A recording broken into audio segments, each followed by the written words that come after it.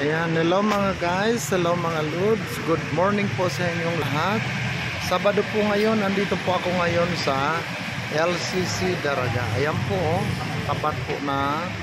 Andito po ako ngayon sa Mercury at ang katapat po nito ay ito pong LCC Daraga. Ayan. Maulan po dito pero ayan, tumila na din. Mahina na po yung ulan at palabas na po yung si Haring Araw. Ayan po. Ayan, andito ako sa may paradahan ng mga motor, mga guys.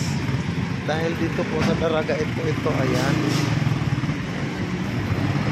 Yan po yung LCC Daraga, mga guys.